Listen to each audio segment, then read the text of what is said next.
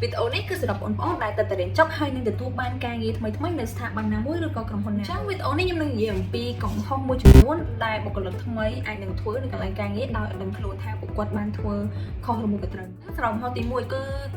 ចាំតែគេប្រាប់អំពីការងារដែលត្រូវធ្វើជាទូទៅការងារថ្មីបើសិនជាអ្នកអត់ដឹងគឺវាអត់មែនជាកំហុសទេប៉ុន្តែបើសិនជាអ្នកធ្វើការងារហើយអ្នកអង្គុយចាំតែគេប្រាប់ឲ្យធ្វើការងារបន្ទាប់ក៏វាអត់សូវត្រូវដែរអញ្ចឹង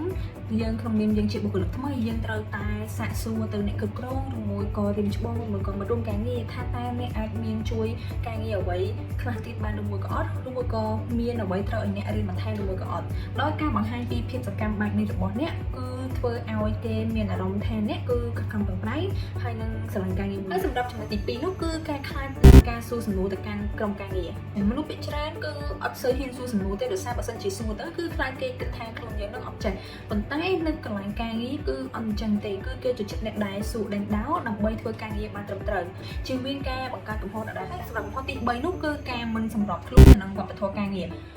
ជាធម្មតាណាកន្លែងការងារមួយគឺគេតែងតែមានវប្បធម៌រៀងៗខ្លួននៃការរបៀបនៃការធ្វើការងារឬមួយក៏របៀបនៃការប្រស័យតាក់ទងអញ្ចឹងអ្នកត្រូវសាកសង្កេតមើលថាតើក្រុមការងាររបស់អ្នកគឺគេធ្វើការងារបែបម៉េចប្រស័យតាក់ទងគ្នាបែបម៉េចហើយនឹងអ្នកព្យាយាមសម្របខ្លួនទៅនឹងវប្បធម៌មួយហ្នឹងអញ្ចឹងដល់ពេលដែលអ្នកធ្វើអញ្ចឹងទៅគឺអ្នកអាចចូលក្រុមបានលឿនហើយនឹងចុះសម្រុងបានលឿនលើពី3ចំណុចនេះអ្នកគួរតែមកធ្វើការលឿនតាន់ពេលវេលាធ្វើការងារតាមការកំណត់ហើយនឹងមានអាកប្បកិរិយាល្អមនុស្សអាចភ្លេចអ្វីដែលអ្នកនិយាយប៉ុន្តែមនុស្សអាចភ្លេចអំពីរបៀបដែលអ្នកធ្វើការឬមួយក៏អាកប្បកិរិយាល្អនៃការធ្វើការងាររបស់អ្នកដូចទេអញ្ចឹងការងារដំបូងគឺជាឱកាសដ៏ល្អបំផុតនៅក្នុងការបង្ហាញសមត្ថភាពនិងកសាងទំនុកចិត្តអំពីក្រុមការងារចាប់ផ្ដើមបានល្អរៀនឲ្យបានច្រើនឱកាសនិងរត់មករកអ្នកអញ្ចឹងក្នុងភេទរបស់ពួកយើងដើម្បីទទួលបានភាពថ្មីៗនិងឱកាសការងារជាច្រើនផងដែរ